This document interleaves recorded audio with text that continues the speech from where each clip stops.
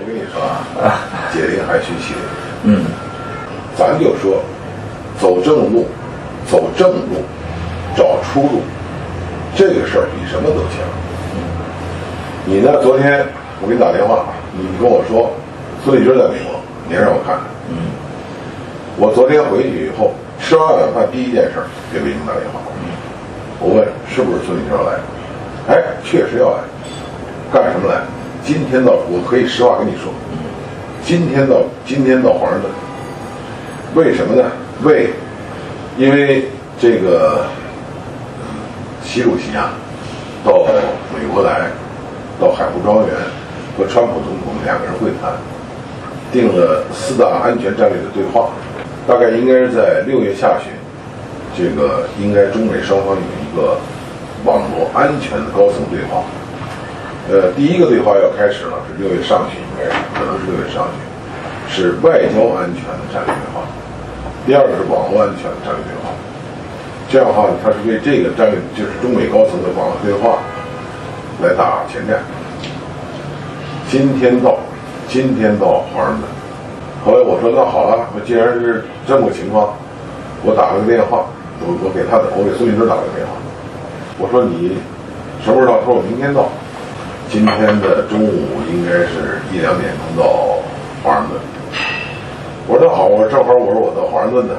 他说老哥你辛苦，咱们一块见个面。我说好啊，我说我正好到崔大使去报个到，因为我是大使的话邀请函嘛。因为他今天到晚上可能就要到美国要会谈，就是谈这个网络安全对话的相关的一些事宜。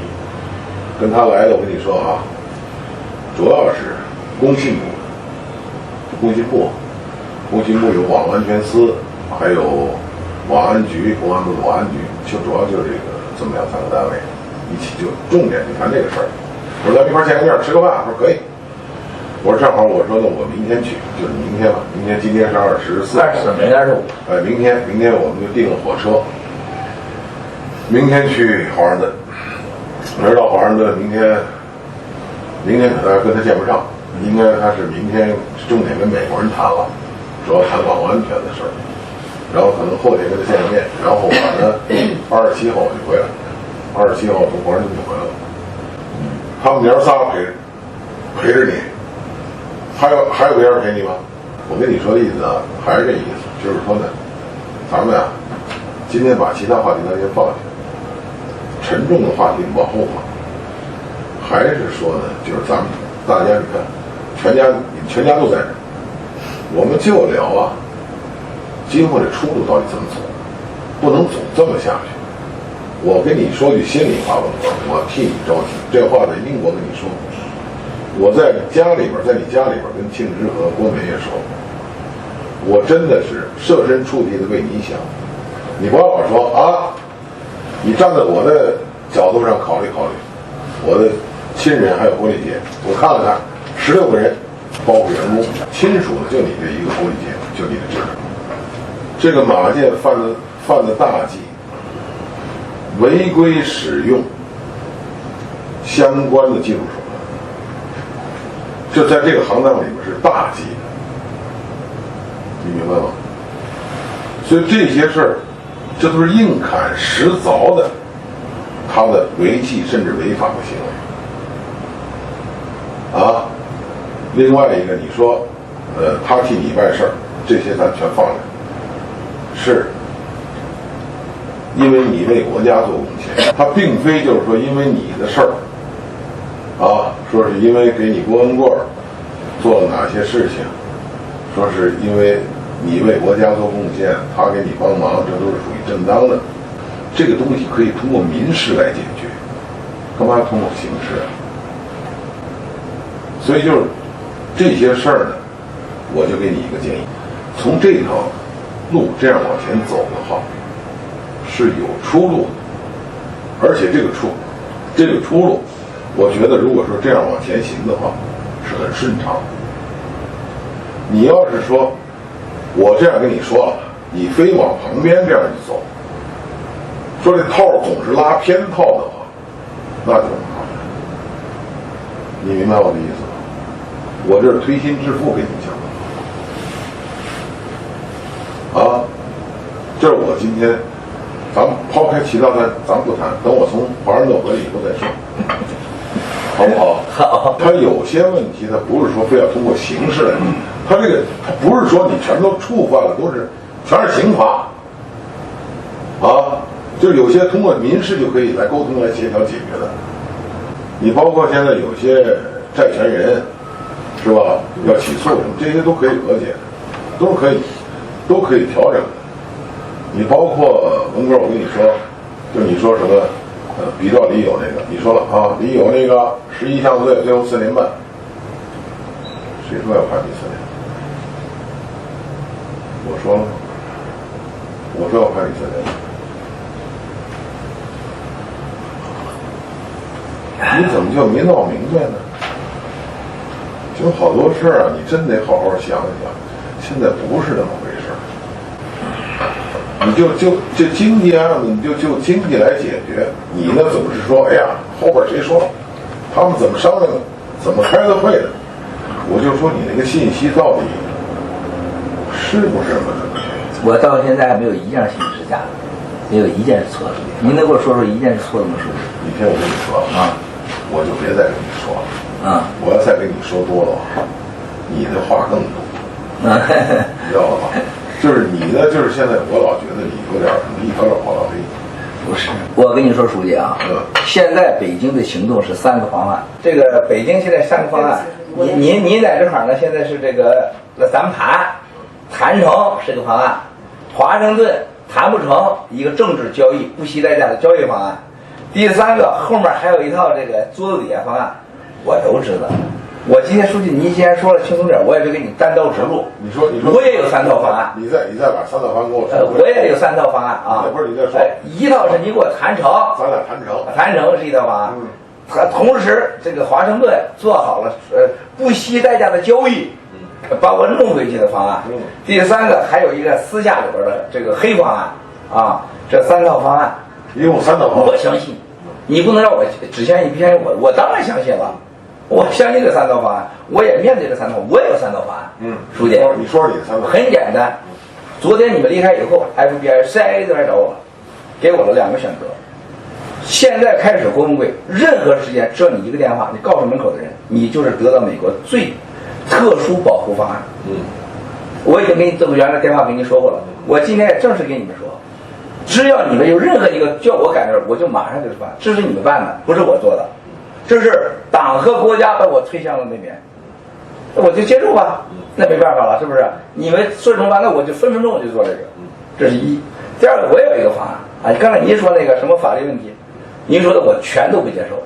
什么？我全都不接受。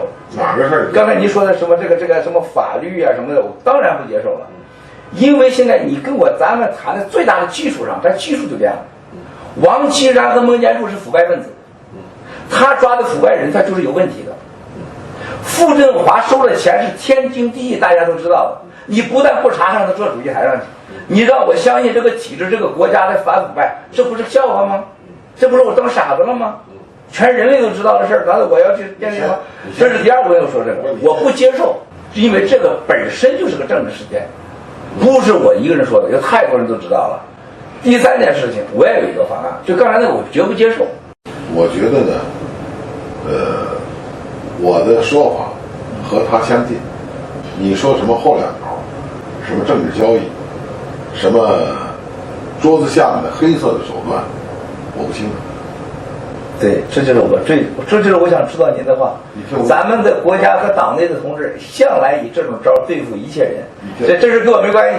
我不知道，我看过太多了。不是看过太多。你听我跟你讲，我呢，我了解的和组织上跟我讲的，就是这条道是正道。这条道，您说的我都听，我也信。但是呢，我今天给您最好的，我就是实话实说。你听我跟你说，孙立军来，孙立军要干啥？我知道，你没跟我说。你可能还没有想到，这美国政府，你上次孙立军来，上次来给什么有个重要，我全都知道。你给孙立军，他跟谁谈的我都知道。美国政府也跟我说了，要不然你们俩人见面。我不跟他讲，我跟他讲什么呀？完了，将来打起来，他凭啥老害我呀？你看他拼杀老害我，我跟他什么仇啊？你看孙立军同志的犯罪，早晚一天人民给他清算的。我知道他孙立军可不是一点半点，我们可以试试嘛。我这人明人不做暗事，你告诉他。不是，你听我跟你说啊，他要把我宰了，要不然我一定要跟他玩一把。你听我跟你说啊，文波啊，你这个我说你看，他玩明星，玩董卿，干这个干那个的，装神弄鬼的，在那儿招摇撞骗。不是，你听我跟你说，踢着人民的这个警察的烂，气污浊的是衣裳。这个文波，你啊，我说你这会儿还是得冷静。我觉得昨天萨里斯涛跟你们两个人谈的呀，你心情好了，但是这些是，员工的问题，对吧？我从今天不再跟你谈员工的问题。不，你听我说完，员工的问题，你个人的名誉的恢复。我个人毁誉，我也不再跟你谈这个问题。不，你听我跟你讲啊，这儿有个什么事儿？就是说这个事儿，刚才你也说了国美，还有国强。您觉得郭美和庆之是能自由进出吗？我觉得可以。谁来说保证的？这是我来给你保证。好。郭强、郭美、庆之这仨人都想自由出入。我希望得到您一个法律上认可，我就让他们自由出入。好，不管我跟你发生什么事情，如果这个国家这个党愿意向全世界人民证明你们是这个跟，我就相信你刘书记的。你听我说完啊！你听我说完。我需要文字的东西。你看，你听我跟你讲啊，我跟你说，文字的东西，我回去以后，因为郭美给了我一个文字的东西，给了我个承诺书，说郭美是吧？他20天，说20天，我倒觉得20天并非就是一个硬性的一个受限，这是我和郭美我们两个人个人谈的，他这个东西仅仅给了我这个东西就在我手里拿着，我没有交给任何人，明白了吗？这是郭美给刘伯伯的一个承诺，明白我的意思吗？好，他20天左右和他母亲回去看爷爷奶奶。好了，这个到那个届时啊，如果说我们整个的工作能够向前推进的话，郭丽杰问题也解决了，家里面有人照顾他们的爷爷奶奶了，他再过来跟你见面团聚，这个事儿我认为都是正常的。昨天我已经跟你讲了，说岳庆之、郭美到美国来和你团聚，你们全家人在一起团聚，似乎是我在做什么其他的文章。昨天我对这个事儿已经做了一说明。那个真的，这是我们这个事儿是什么呢？我昨天就说了，因为那个事儿，当时，你在吗，小吴？对吧？我们3个人一起到你家里去了。那当时就是谈话聊天的过程当中，话赶话说的这个。这点知道。郭丽杰的事情，所以我再是说你先听我说完。我给你再说，刚说郭丽杰，我给你说一下，因为你原来承诺我，我给你承诺我没有打过去，我今天我跟你说，我明人不做暗事，没有郭丽杰没有在你到那时候回家，我一定要讲一次孟建柱王岐山，我要讲一次。我这几天我今天跟您说了，我随时可能要开讲了，我要讲，我要公布他点信息，因为什么？郭丽杰没让回事，是王岐山、孟建柱的决定，不是您的决定。不对，那我一定要讲一次。你听我跟你说，你要这样的话，你这样的话，你忘了，你又往反方向走了。书记，我跟你今天发自内心的说，我今天告诉你的，我都是心里话。你听我跟你说，我今天通过这些电话，通过这些事情，我已经放弃了对我员工任何的诉求，包括郭丽杰。我放弃了。我的名义上我也放弃，我不要了。文哥这是两回事。我不要了。这个事儿，说郭丽杰出不出来和王岐山、孟建柱2位领导，我非常了解。今天有人跟我说，他说相信人家刘延平书记尽了最大努力想让郭丽杰出来。他说你千万，他说这是孟和王做的决定。所以我从个人上我真的感激你。人家跟我说你费了很大劲，多次提出来让郭丽杰出来，但是您说他不帅，我特别难受。人家我知道你为这个难，但是我今天我叫你刘书记，我是针对着你的背后的老板说的。不，你听我跟你说啊，我跟你说的意思，咱们先抛开这件事不谈。我跟你说的意思，我不做一次，我对不起他们。不，你听我说完啊，就是说，叶庆之和郭美如期，我是这样希望，如期正常。当然，就我需要得到您一个文字的承诺，他仨都可以自由进出，随时无条件进出，包括那个国强也要回去，包括他看着爷奶奶。我跟你说啊，就是什么呢？这些我就不管啊，这是你家里的事。我说的意思是说呢，就是他们娘仨回去啊，出来这些事情全都好谈，这些不是说什么原则问题。说今天郭美，你可以告诉你妈，你和你哥和你妈可以自由进出，这回不是2天限制，可以自由进出。但是自由进出无条件进出，你白会给个文字东西。所以说你仨跟我没关系了，就是你仨现在是国家给你们承诺的权利，自由进出，咱就相信你刘白白，相信咱们安全。好不好？但是呢，我跟你说啊，有一条，就是说这次啊，庆之和郭美，他们娘俩还是应该按照给我的承诺，我们这样说啊，对，就是说这个承诺，你们该回去，回去完了以后，我想现在你父亲的这个事儿，应该到届时会有一个向前推进的这么一个结果。我跟你说啊，这个你要说对王岐山、孟建柱还要再爆成料的事儿，这事儿咱俩得单谈。书记，我爆的料我负法律责任，他要没有这事，他不用怕我爆料。不是，还有一个，就像您刚才说那个，书记，您绝对要了解文贵能走到今天。我再跟您说的，你也看了我所有档案了。王岐山书记、孟书记一次次向我把全家毁了，我的员工在里边受这种待遇，全世界都知道。就像萨拉特昨天说的，全世界都看不下去。他说，不管哪个人有一点良知，看不下去这个事实。他为此也掉过很多泪。曹光标是我们安全的老干部，他说，但是他说文贵不要走向极端，一定还昨天最后劝我一定不要反共产党，不反习，让我公开承认不反共产党。我说我现在没说反共产党，我也没说爱共产党，但是未来我希望，我说给我个理由，我不反共产党。我说我也希望有一天我把推特关掉，我不说话，回向正常生活。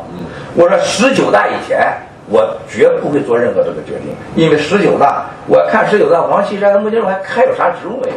如果他们还有什么职务，我说那这什么都不可能了，他们不会放过我的。我太了解这个我跟您说实话，我跟你干嘛现在浪费您时间？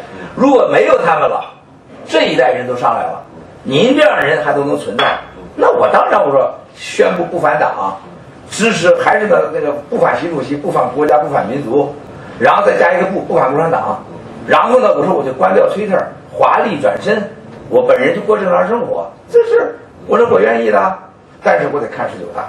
在19大以前，我昨晚上我就想了半天，我这听了所有电话以后，我现在你要跟我谈的事情就是所有员工太简单了，书记，我不要脸不就行了吗？我的员工待着去吧，我不要了。关于我现在，你能把我怎么着？你能把我怎么着？你说我现在我的民，你不用民，我民比你会差，我能把我怎么？我不在乎了，还能怎么着？我不要了，钱我本来我也拿不出来，你们相信我还能相信把钱拿，我不要了。然后成为国家的跟这些基金打官司跟我没关系了，我也不需要钱，我啥都不要了。我说我跟您现在今天我正式跟你说，我没任何需求，您愿意给啥就给啥，不愿意给啥的。然后我老婆女儿子的事情，您给我文字承诺，我让他们自由进出，而且不一定一次出入，可能一次回去一个，一次回去俩。你们愿意把我的儿子扣住，那就扣住。你愿意把反正他仨不会一次回去，他也不会俩一起回去，最多一次回去一个。我会让他们自由进出，我让全世界看看到底共产党是个骗子。说实话，现在100%没人相信共产党的，我不相信任何人可相信中国共产党的。但是我要拿我的孩子来，我的老婆证明一把。然后我现在啥需求没有，我也跟您说，您这边有3招，我也有3招，就这么简单。我就是跟你把实话说，我没有任何需求。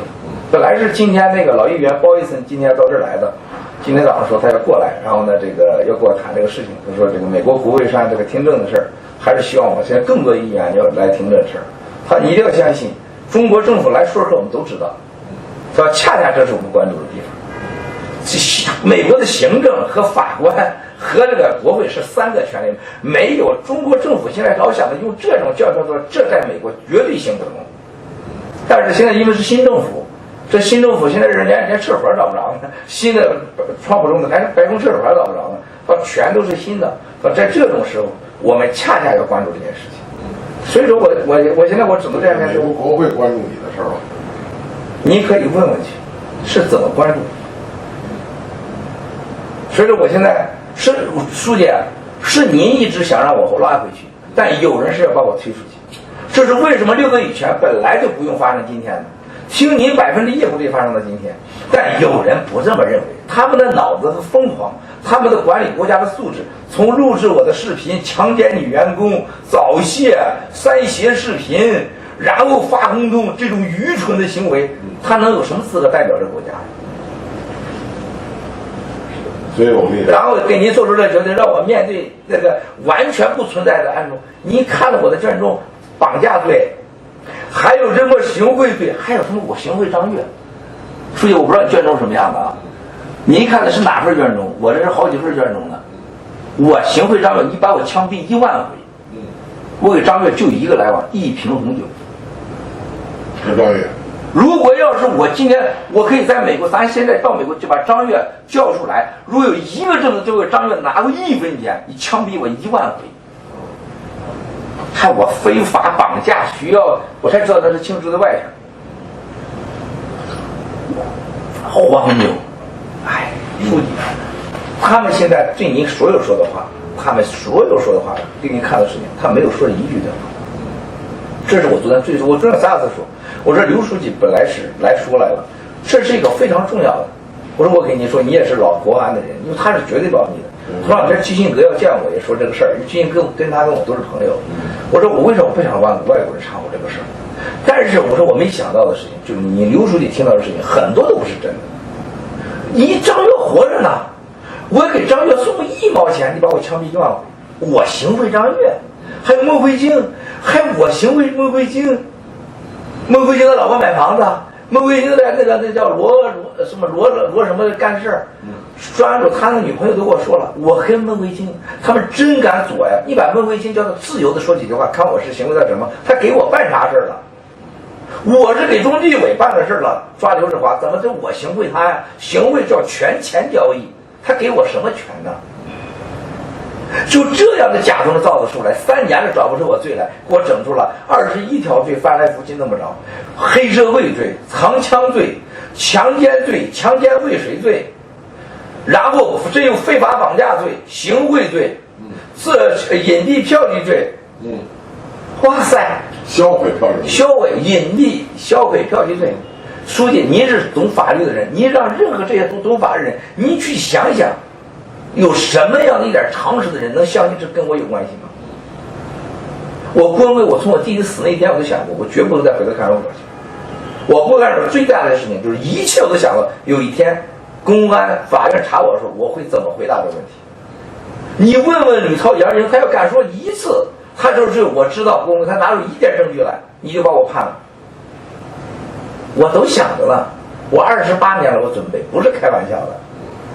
书记，现在把我头上就这么盖了21条罪，3年呢，有本事3年把我定了罪呀，还公布马建副部长行贿罪，这把我帮了忙大了。我行贿马建，首先我行贿得有给他钱啊，他得给我权利啊。行贿的最基本的特征就是我给你钱，你给我权利，权钱交易。大家就说说吧，就像当年抓王永杰一样。把我抓起来，中纪委说我给他多少钱，最后发现是我没给他钱，他给我钱了，就站在那说话。郭文贵说：“哎，瞎话连篇，怎么威胁？把人曾庆红给你牵出来，让人说曾庆红多险恶的用心呢？谁能录视频？您说这录视频是公安部某个人干的？孟建柱书记不知道，王岐山不知道。您说王岐山书记是查纪委的，不查郭文贵商人书记，您真别说这话了。全人类都知道王岐山查我的，他到处说他要弄死我，他见了美国人都说这郭文贵不是好东西。你还记得替王岐山说话，你觉得不浪费你时间吗？他这个美国人家问他国会怎么说，这家伙是个骗子，1分钱没有，完全这个骗子，盘古都不是他的，别听他胡说八道。他用得着一个国家领导人对我这样吗？孟建柱书记亲自给人家说，郭文贵就是个骗子，骗你们钱了，帮你把钱拿回来。我是说你给问孟建柱书记的，他用得着说吗？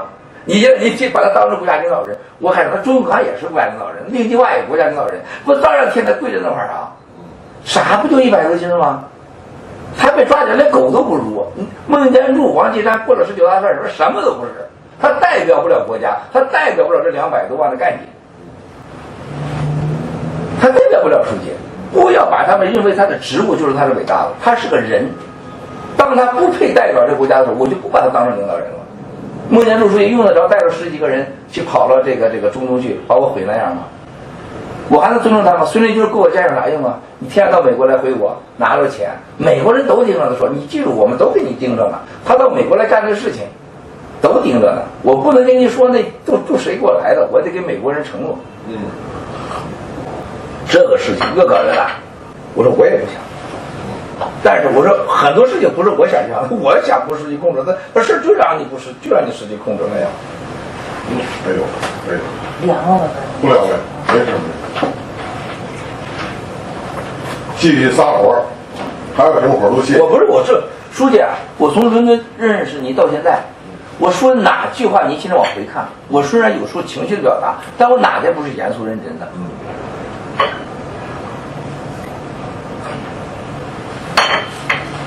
我的律师明确告诉我，任何签署问有关交通事情，我们律师批在场。我说现在我不需要你参与。什么？就我的律师啊，就是任何关于说卷宗啊、案情的事情，律师必须在场。我特别是我的这个私人律师，还有我的现在美国的法律分得很清楚，商务律师、私人的这个安全律师，然后现在特别是我的一个刑事律师。我说现在我说我今年我会很明确，我的律师团队一在楼下，随时我可以让他们上来。我告诉他们，我说我现在就是配合，友好配合和有方讲清楚，不到那个是走法律的这个方面。所以书记，我不希望把事情说失去控制，我也不想。但是我还是那个，你毕竟孟建柱是你老板，王岐山是你老板，这个他们干啥他不可能告诉你的。你这说是我是在蒙在鼓里在干事啊？我觉得大多数你是蒙在鼓里。从你在北京咱俩通电话，我说我没有一次不告诉你的。我说书记，我最担心的事情，他是让你蒙在鼓里边。孙立军来，我跟您说的，原来去中东的事情，我告诉你的。他到美国找这公关公司，我告诉你的。他在这个怎么去到那个专案组，这人怎么弄的，怎么离有卷宗1个月以前怎么改的，我告诉你的。没有一项不是，有一样不是真的吗，书记？你说完了？我说完了。说完了。你说的这些啊，我这儿打上引号说如梦初醒啊。哎呦呦，书记你别讲。你可千万别讲，你这让我从这个云里雾里钻出来了。没有啊！我看来我还真得是换个角度看这个问题。但是我跟你说，我说这个我还说那句话，这句话可能有点官味儿。不管那些第2条路也好，第3条道也好，我说你要信我，咱们就走这条道，行不行？我绝对信你，但我不信你掌握的信息。不，那是另外一个问题。我就是说，咱们交的这条道，他们讲对还是都对？前提我告诉最后一条，我说你们都对，3次你讲的都对。就一件事情，我说你们从来没考虑过，为什么我走到今天？未来我想走哪儿，是不是我说了算？今天我问你刘书记，我愿意走到今天吗？你今天还给我讲马家湾儿，你但凡你有一点点的常识，你也能看得出来这件事是什么案子。王岐山、孟建柱这么折腾，没罪；傅政华没罪，李勇没罪，就郭文贵有罪，还得说清楚。郭文贵的立功全都不算数。然后这边孙文就是每次都偶然的来美国了，然后跟美国就谈什么电信的事儿，郭文贵就这么办。我说我不想，我说人找我，人就给我提出了要去帮助我、保护我。2年半以前在迈阿密 CIA 的人还不愿找我，我说我不接受，我不跟你谈，我把电话给你，我说我不想见，我律师给他说，再稍稍我就告你。但现在我没办法了，3年过去了，这又来了，人说他们现在要来，美国又来了，又做各种条件交换，这是两边的信息，他们两个一起撒谎，美国人和中国人一起撒谎说郭文贵我们干一件事去，你觉得可能吗？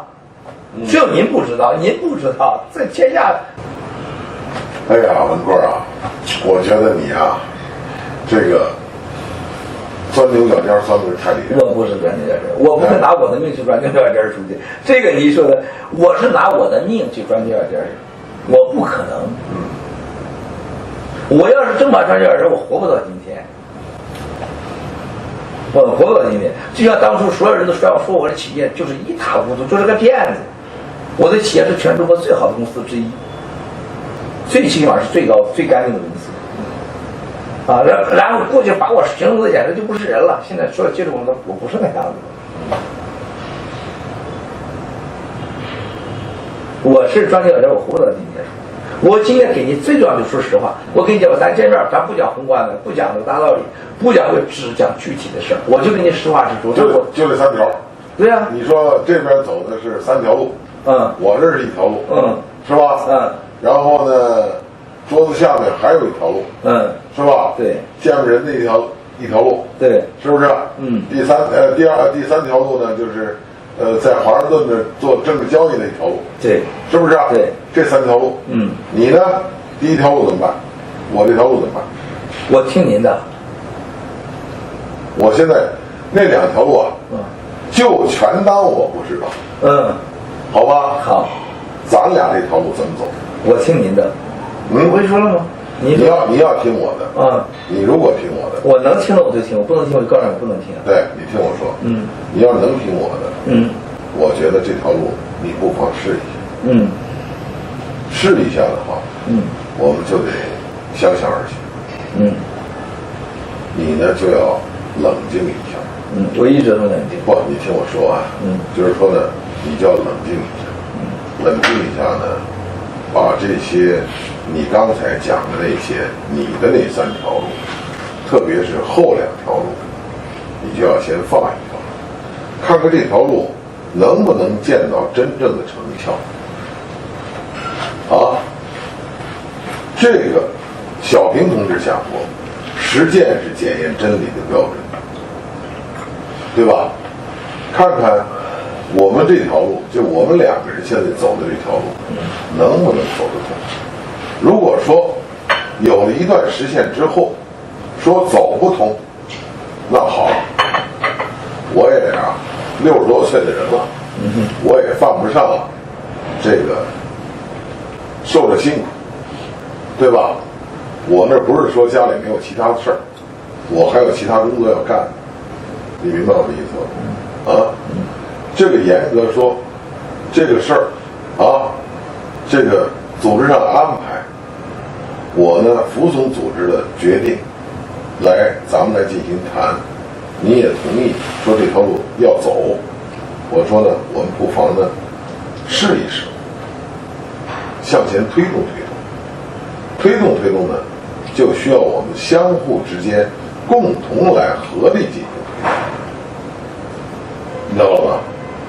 好说。这条路如果说你认为可以试，那咱就往下谈。我一直要听您的。你听我跟你说就咱们一起往前推动，有个实现，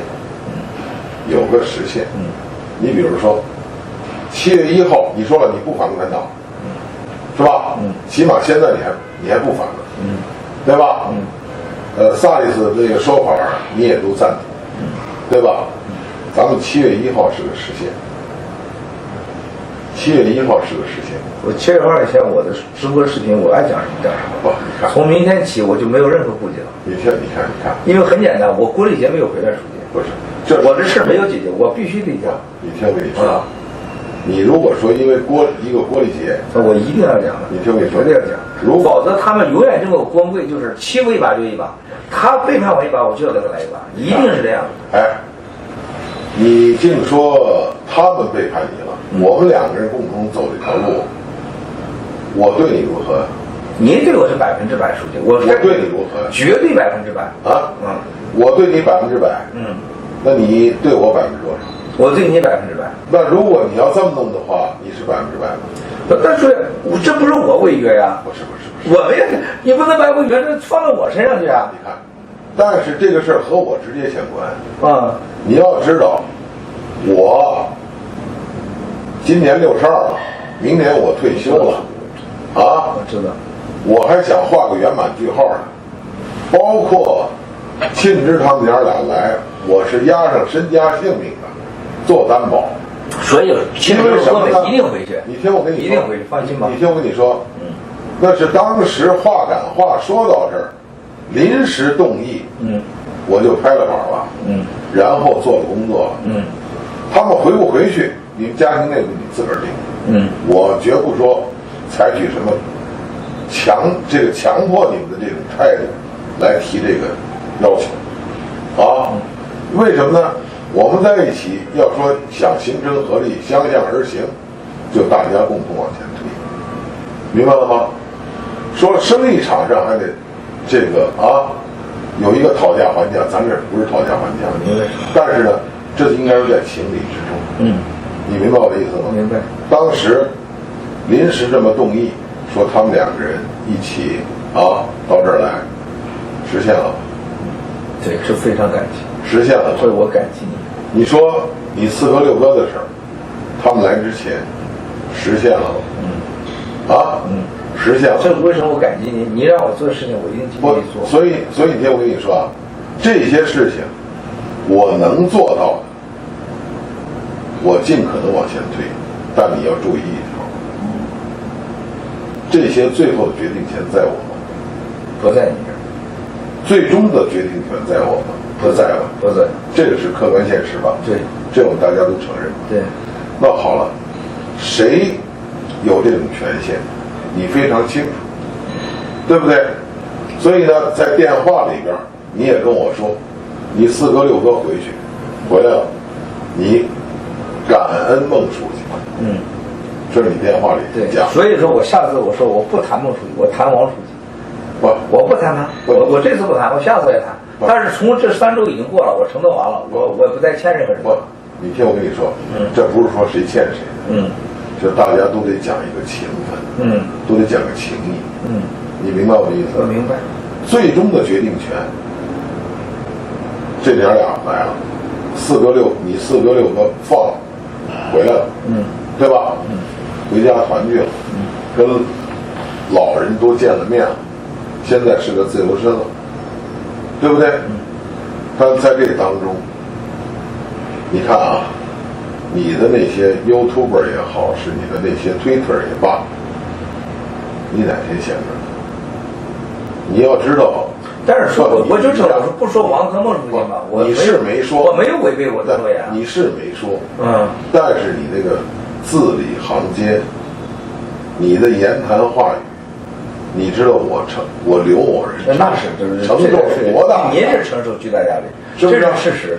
你要知道，你要知道，这是为什么？刘书记，我觉得你听我跟你讲，咱这么说，不看僧面看佛面，就在这一点上，你把我给挤压到天花板上，你知道吗？你刘艳平说了，这个提了建议，我们也赞同，但是他这个意见并不是一致的。并非一致，但是最后领导拍板，同意艳平同志建议，明白了吗？这个事儿你都知道，我们是有组织原则的，个人服从组织，下级服从上级，全党服从中央，这是党的组织原则，你明白了吗？但是相当一部分人在保留着自己的意见，最后的怒火不是集中在你郭文贵身上，是集中在我刘某人身上，你明白了吗？我背负了多大压力？你看，即使这样，顶着压力，我又来了，还是这么谈。为什么？我自己能决定我说我们4个人一起来美国吗？我也要请示，也要把我的想法做一个非常完整的一个汇报。组织上经过认真的研究以后，同意这个建议，我来了，咱们坐在一起谈这些问题，目的是什么？还是要通过这条正路来解决找出解决问题的出路来。所以我就跟你说呢，这条路，如果说你要是真正的坚信的话，我觉得我们应该是相向而行。相向而行的目的是为了把出路找到，大家一起走到前面，把问题全都就把它解决了。那在这个时候，我们就要创造一个解决这个问题的一个环境。我不是在讲别的，你知道吗？不能说我们要解决问题，总是我在努力的去做1+1等于2，你那儿呢是在做1减1等于0，没有做，你知道吧？没有，我哪是1减1等于0啊？你总是在回归原点。书记啊，您忽视了最大的事实啊！就在你跟我谈的时候，他们试图把我弄回去，想毁掉我。今天我跟你说啊，这是一；第二个是您，这是按照领导意思承诺，郭立杰在您到来之前会回家吃饭。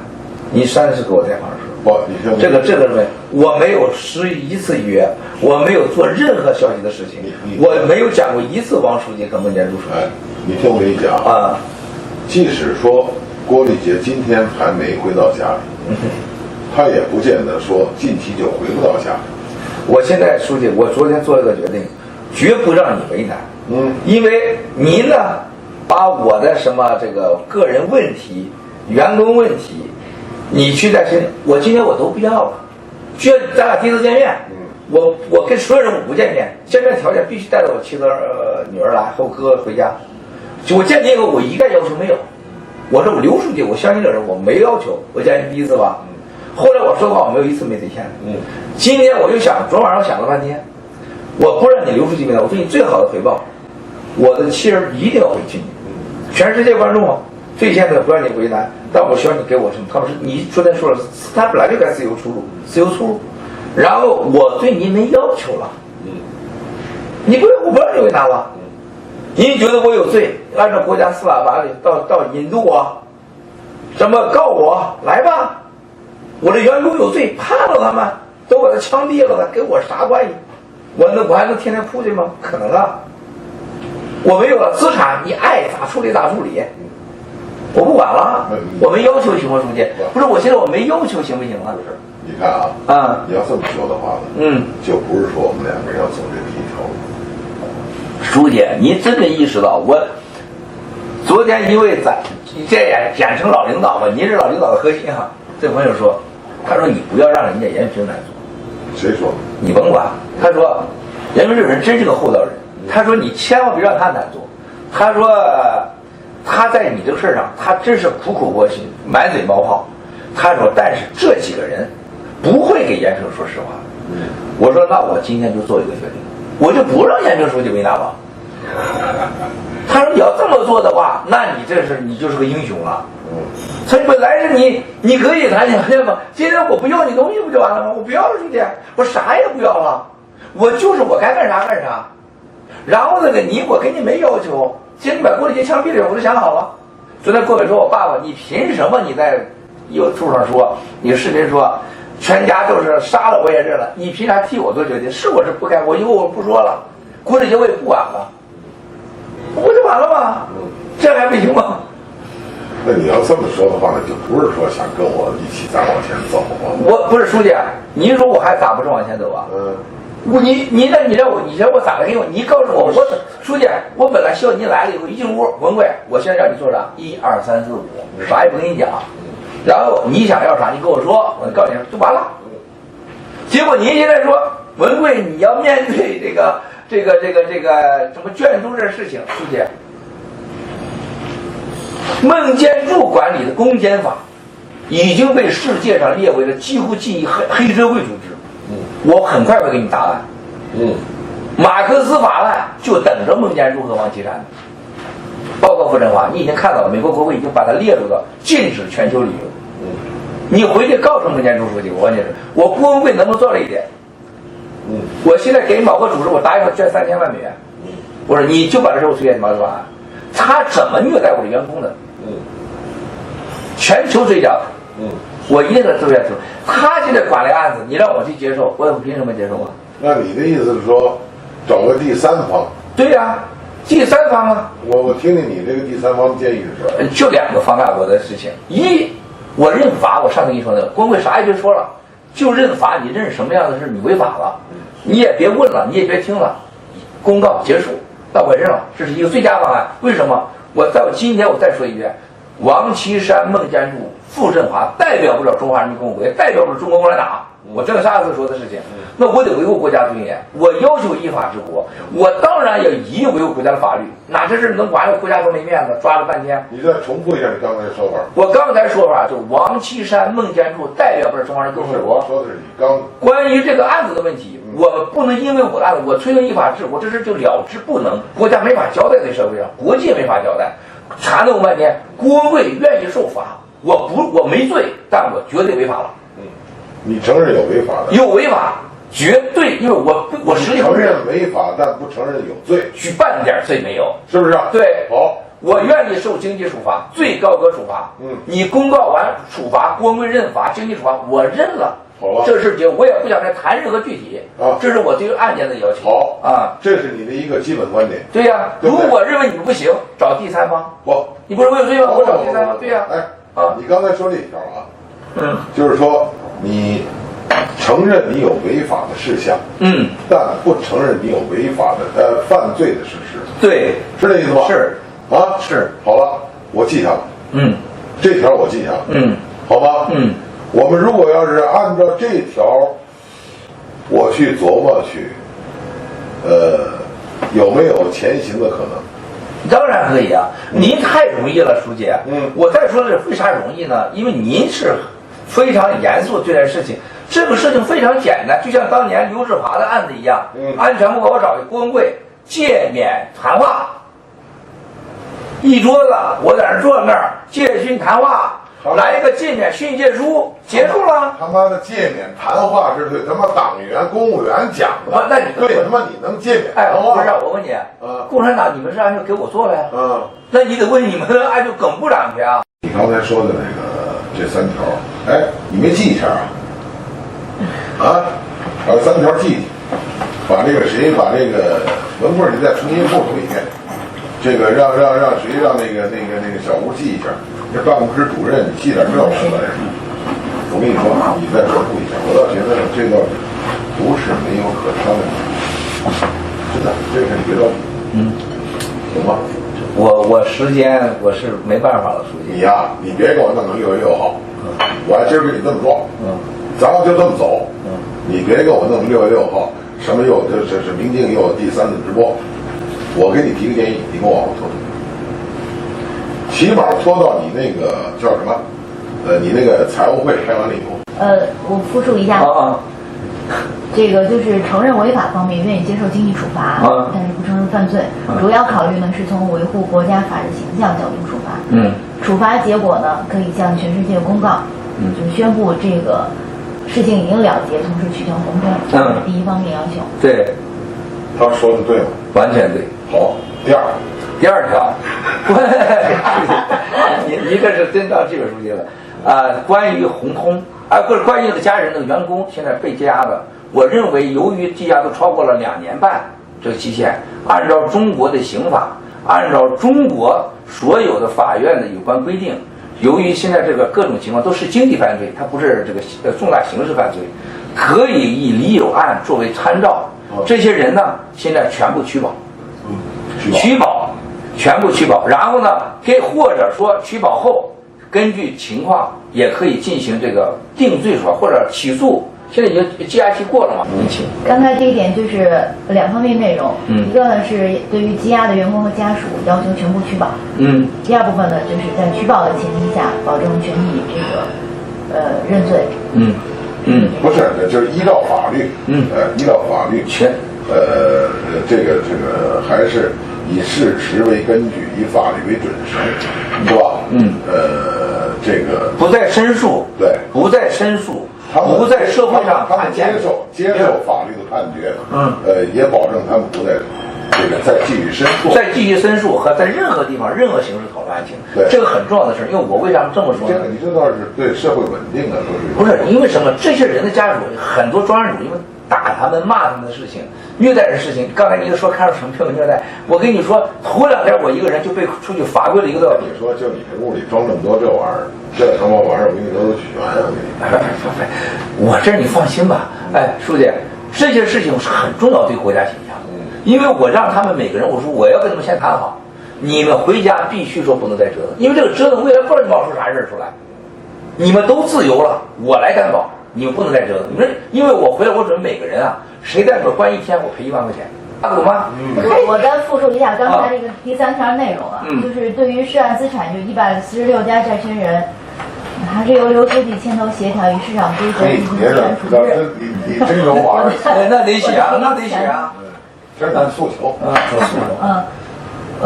也可以呢，由香港的基金公司或者境内的金融机构以贷款方式或者再融资偿还146家的债务，是这个意思。是的，尽快解决吧，加上4个字，尽快解决吧。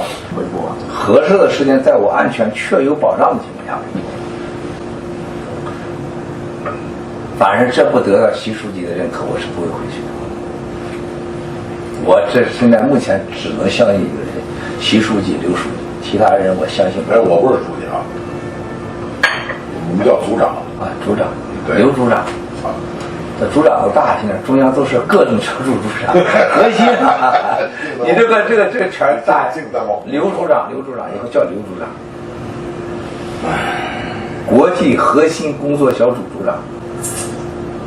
这是真认可啊！这么说啊，这个你这提出来了4条，我没那么多条，我就提，在我们研究这条，就是你刚才提的这几条路径的过程当中，你能不能先冷静？我的冷静标准是啥？不，我直播得有，直播不能没有。你直播就即使说咱们退一步，你直播的话，如果说必须要有。双语616好，必须要有。那好，王岐山、孟建柱不能提，这是一个基本要求。我觉得你完全做得到，不然的话，我不好去协调这个。那我不提他俩，那很简单。我的要求，我有2个条件。当我还有消息发现。像孙立军同志，还有其他人在这边搞我，骇客继续害我，国内网站上继续黑我，在香港那个几个人还在折腾我，听我说，那我就不用。你听我一说啊，我可以保证其他路径，其他的路，不会再有。如果你保证这个，我就给你保障。王岐山和孟建柱，你不能在直播里面提。好，这是我一个最基本要求。这也是咱2个人。但是傅政华的事儿你不能管我，他不抓进去那一天，我就一定折腾到底。他妈的，傅政华他们怎么？他收钱了呀！你他妈你到底是支不支持反腐，书记？不是，你支不支持反腐？我支持。你们支不支持反腐？他收钱了，他要不应该伏法？听我跟你说啊，首先我是共产党员，对呀。其次，我是党的纪检工作干部。对，明白了吧？对呀。总书记提的全面从严治党，党要管党。从严治党，他是不是党员？我是坚决拥护和坚决的去砥砺前行的。这个前提是一点错没有的。但是我跟你说，我这个时候基本要求给你提了，傅政华的事情，我建议你验。那不行，可以，但是不会降那么多。你料回继续报，只有一个傅政华，比如说傅政华现在宣布他调职了，我就停止了，我也不是说他抓起来。如果他不调职，他对我家人有威胁。因为任何人无法保证。到昨天前天我跟你说，我哥旁边还有人跟着呢，还有人威胁呢。我们的当事人送钱的人还有威胁呢，还有我员工被打得那么惨。你只要把傅政华调职了，我也就不折腾。你不调职，你不查他，那我必须折腾。好的，我跟你说，基本要求能不能答应？基本要求，可以啊。王梦的事，王梦我可以不说了。6月6号，6月6号非要搞，6月6号非要搞。王梦基本要求，这是个原则，咱俩的原则。行不行？行，可不可以？行，那肯定不行。你听我说，我这是给你的建议，这是第一。第二，如果你非要搞，王梦这些人，包括孙，你都不要再提。至于说其他人，你提，我建议你降资。这可不可以？我觉得我这要求一点不过分。行，都在情理之中。好不好？咱们不要因为这些事儿，因为什么呢？大家是不是要解决问题？即使说退一万步讲，就按你刚才说那路径办了，你还这么办？哎，你先抛开我刘某人承受多少压力不谈，那是我个人的事儿。谁让组织上交给我这事儿了呢？对不对？我共产党员领导组织上赋予我的任务，我就要全力以赴去完成，我不能考虑我个人的得与失。我更不能考虑，因为我这把年岁了，我根本不考虑什么得，我无非是考虑到我会更加失去些什么。抛开这些我都不谈。我退了休以后，我跟你这么说，我现在的待遇我100%。退了休之后，本人也衣食无忧，我就是随遇而安，过我自个儿小日子，完了，没有什么其他所求，没有任何政治上、经济上和其他生活上过多的需求，你明白我的意思吗？所以我跟你说，我根本不考虑我个人得与失。我跟你说的什么呢？一个，你口口声声讲你是爱国的，你是拥护习总书记的，对吧？是拥护习主席的，这是你的原话，对吧？所以呢，我们从国家的大的政治层面来考虑这些问题。你呢？我建议你能够信守诺言。那我肯定的，但是我全球新发布会我可没答应您啊，书记啊。那是8月份的事儿。8月份的事儿。这个还有一个问题，说8月份这个事儿，那8月份之前他们把这事都解决完了呢，全踏实了呢。这个全球发布会，我让全世界媒体都不是，而且都联络了是我这定金都交了。这个事儿我一定得搞的，书记，我不搞是不可能的。那你内容上我可以跟您这个那你要是搞的话，那时候没准我来参加这回。那可以啊，欢迎大家都来。我来参加，我就看到那个时候你还他妈说什么？书记，你要那么着的话，你可真就他妈不是人了。不是，书记，你看啊，习主席倡导的依法治国，这是我提倡，不相反吧？反贪不相反吧？第三，中国社会的敏感问题。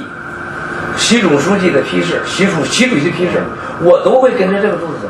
我就是揭发现在习主席没调查，包括傅政华这些人，包括政法界中纪委的这些腐败高官，包括海外账号，包括这些子女咱这个事儿解决啊，我希望咱们真不是到8月份的事儿。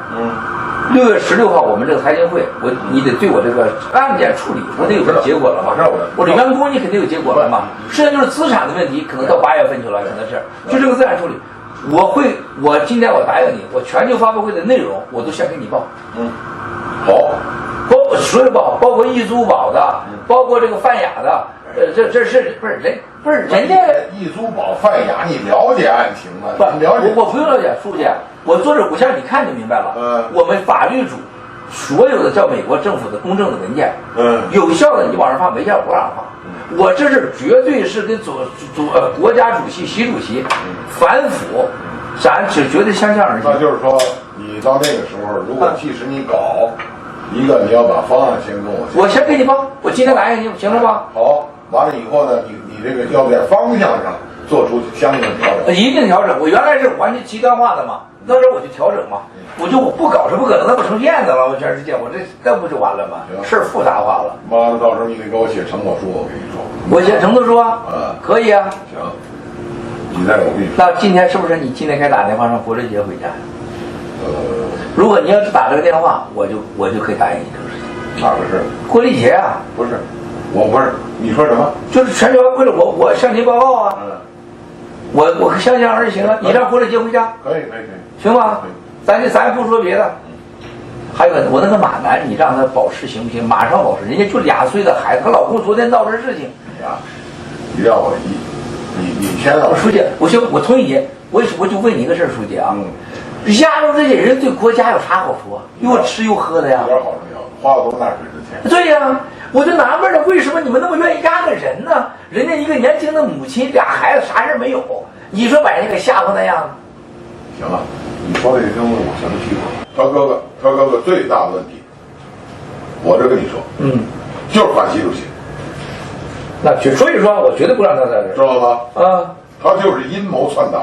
我还这么跟你说，还确有证据确凿。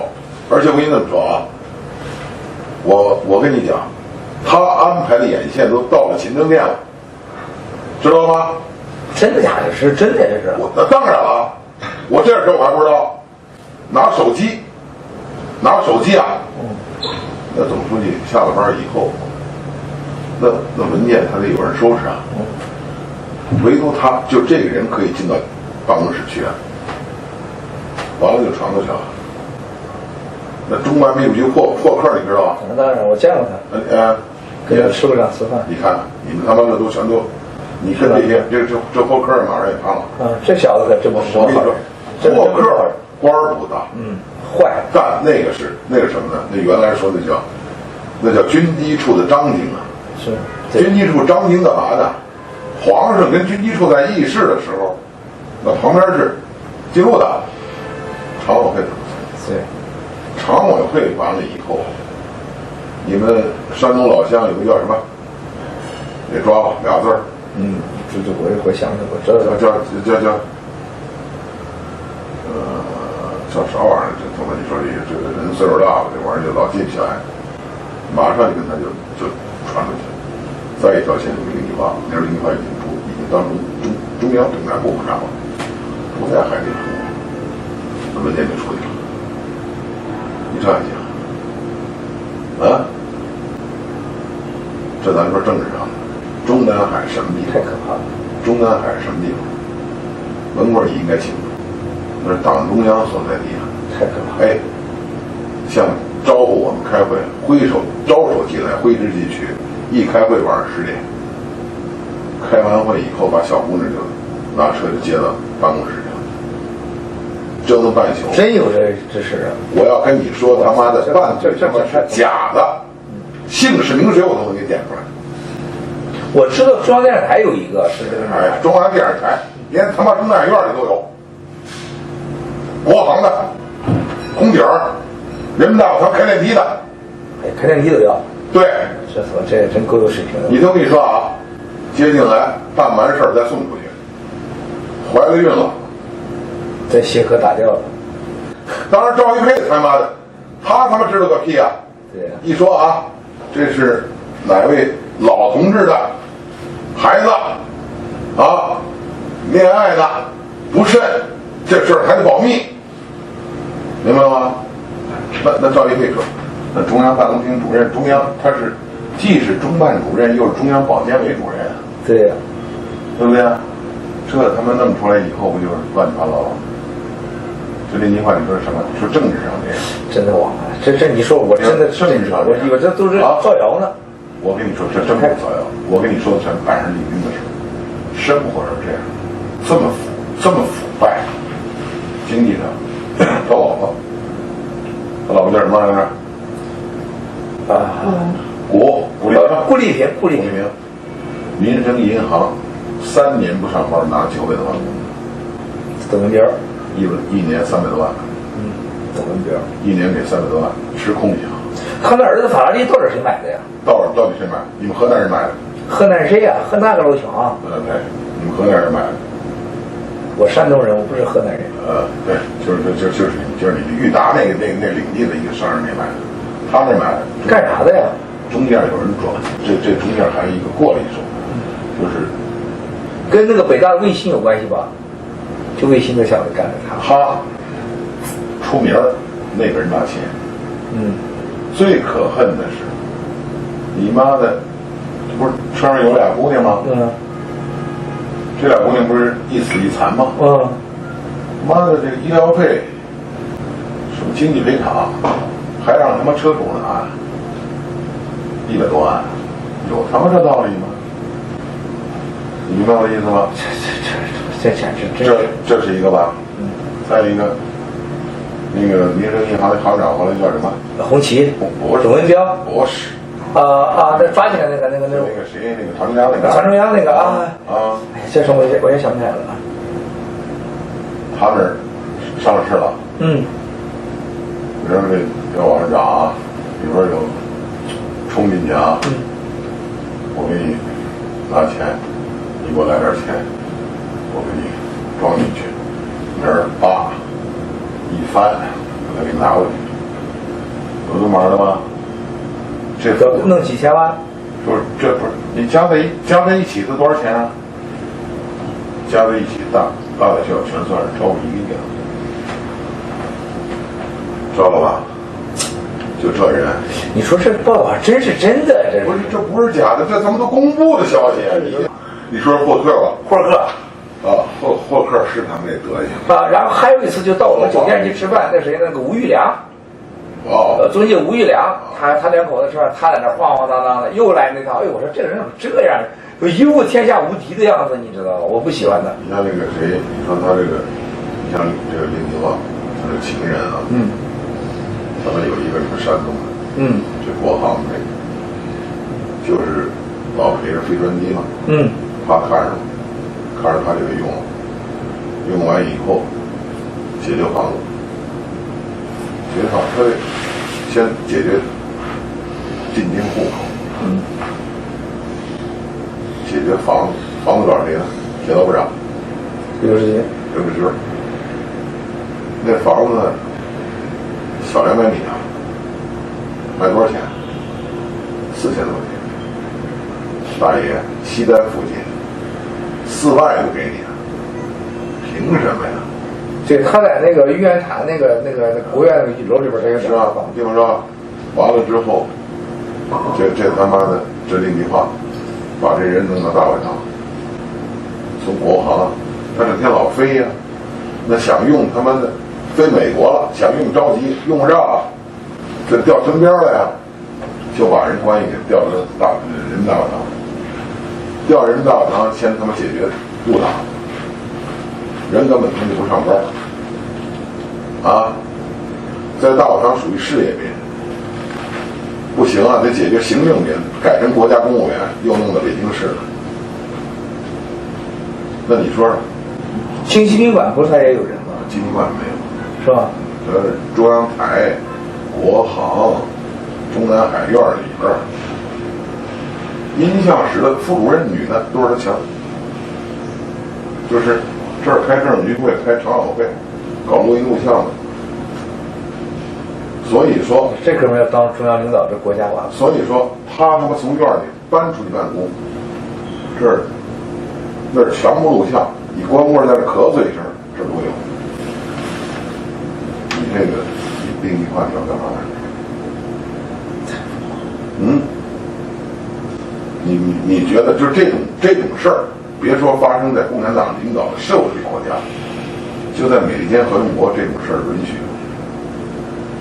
哪的你在 IS 也不允许。对呀，你他妈的就是这种事儿出来的话，你总统不得受弹劾啊？你这是不是水门事件啊？绝对的，是不是啊？这多大的事儿！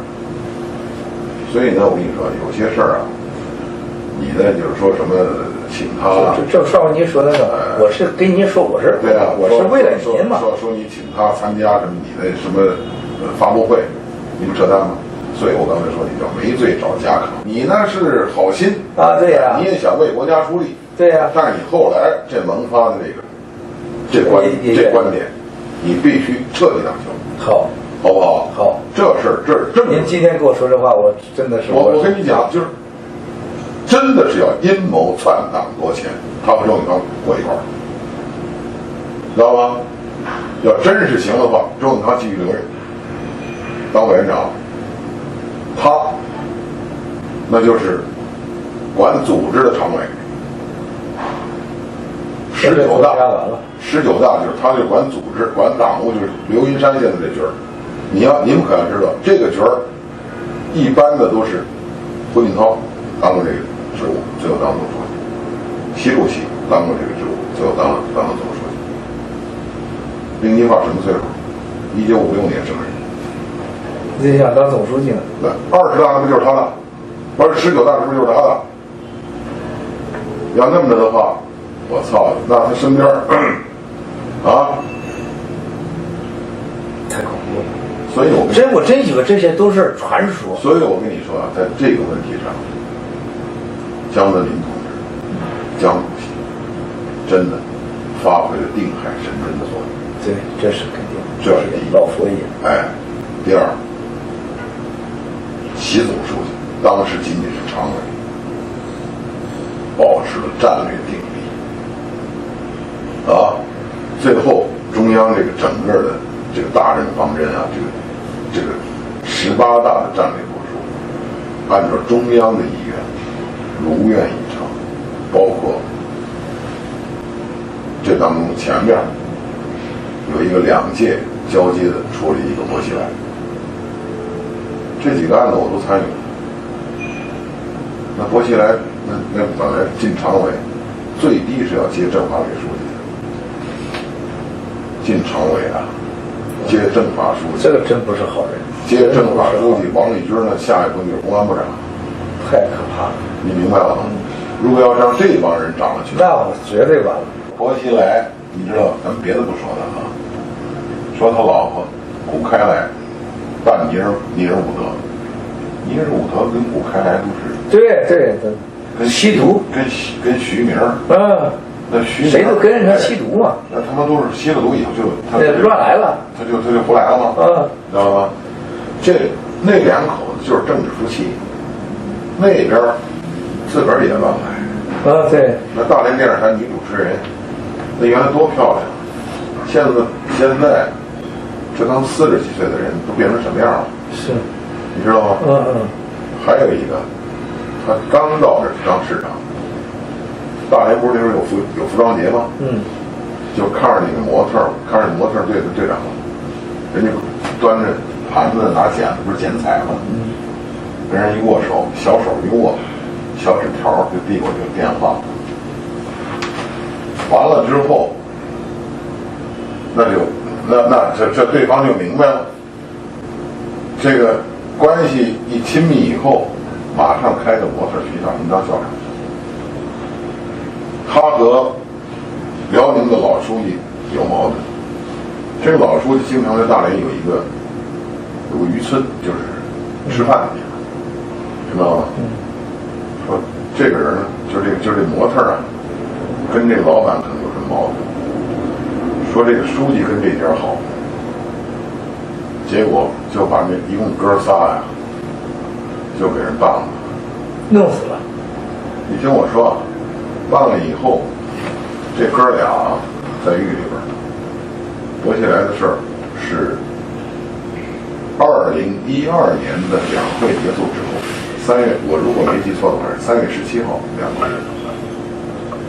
，5一前后这个案子就开始进展了嘛，然后最后这个案子找到这哥俩就问这个事儿，俩人刚开始根本不相信，就以为是又炸他们什么事儿，完了之后人把中央台录像啊，薄熙来严重违纪，被双规，而且涉嫌违纪问题，移送司法机关。这时候你才开始讲真话，两个人开始抱头痛哭啊。完了之后说，哎，你们不家里边有老三的吗？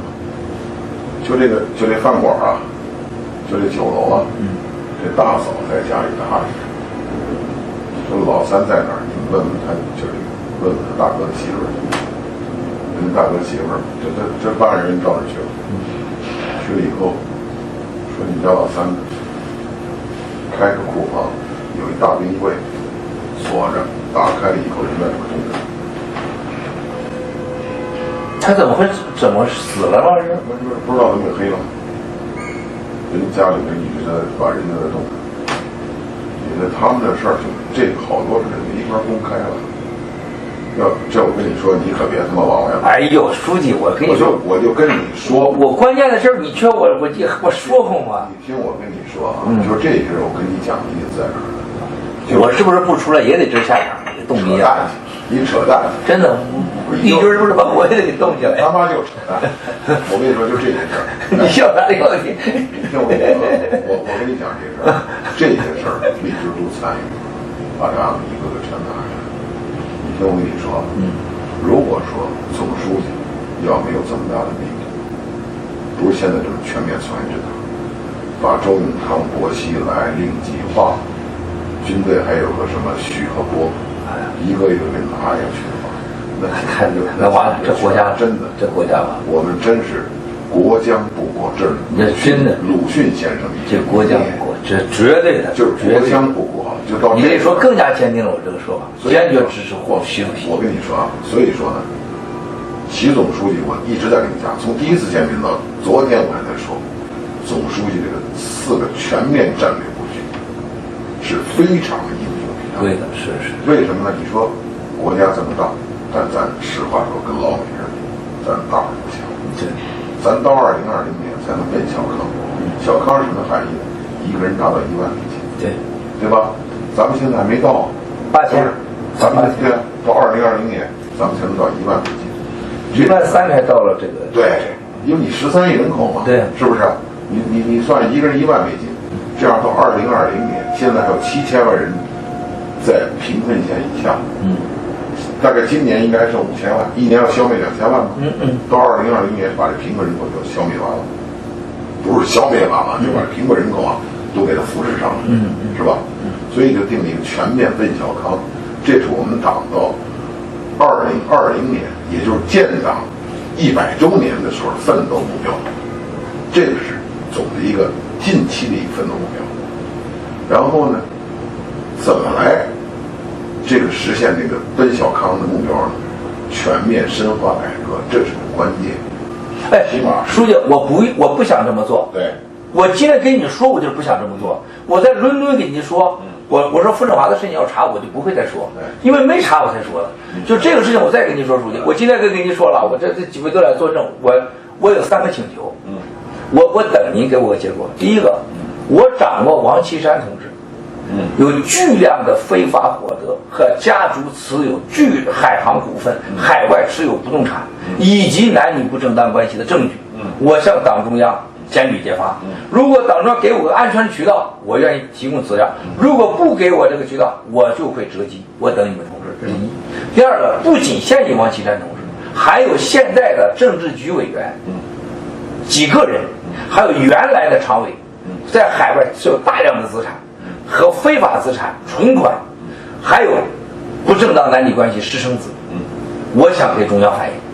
我这是支持习主席反腐啊！如果习主席把他下个弄成常委了，我知道有2人一起就要当常委了，那习主席下一个就可能要是遇到生命危险啊！你听我跟你说啊，包括王岐山书记，他也可能还想当总理呢。我这家伙，你听我说啊，我跟你说，就是你的这个意愿，你的这个想履行你一个中华人民共和国曾经的公民，你现在说你不是中华人民共和国的公民了，对吧？因为你说你持的是外国护照，好，我全且都认同，你的这些权利和你的这些责任，和你想要履行的责任与义务，我没有权利剥夺，我也没有权利。但是我今天你是唯一那个球，我跟你说了，我给你的建议是，你毕竟根在中国，你还是个中国人，你就是拿我听您的，对，还是要维护党和国家的形象。这就为什么您刚才说维护你祖国的形象，明白了吗？所以这样的话呢，我通过我的想法就是。我给你的建议，你可以通过正常正当的渠道去反映中国人的事情，中国人自己内部解决，不要咱家里过日子还有一句话，家丑不可外扬。等咱们几个事解决了，对。我希望中央能派出像您这样我信任的领导。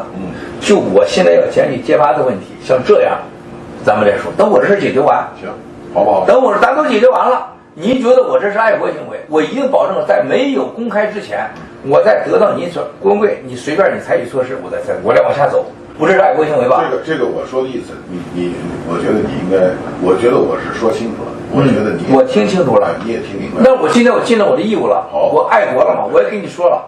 但是我觉得今天聊的话题也比较清楚，非常好，书记。特别我让你今天把你的诉求说的那么干净，我们这个小吴记得也行，都记清楚了吧？但我跟你说都是实话。你说实话啊！我来之前我也实话跟你实说。孟书记把我叫到办公室。这小刘知道。叫办公室，我是第二天，咱们是1点的飞机吧，头一天下午叫到办公室，你就给我那儿讲，只有这条路，咱们是正路，不要让经营别人。给我举了个例子，就说你呀，得罪人得太多。举了一个什么例子？原来那个副总长叫什么来着？管情报的。熊光凯。你他妈蛋逼！要是我说你，我又骂出去说这个。老人家一说这，我想起来了。你在那 YouTube 里边说熊光凯玩石头，是不是？熊光凯爱他妈你哪根筋疼啊？你说这熊光凯在掌管中国军队的情报工作多少年？这在美国这有多少关系？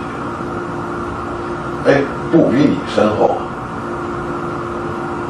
你说是官方的，还是军界的，还是你妈的他妈的这民间的？你说是白人还是黑，还是有色人种，甚至是华人社会？你说你怎么谁都没有？你说你这，要不然我跟你说，你这人说话有时候就没边儿。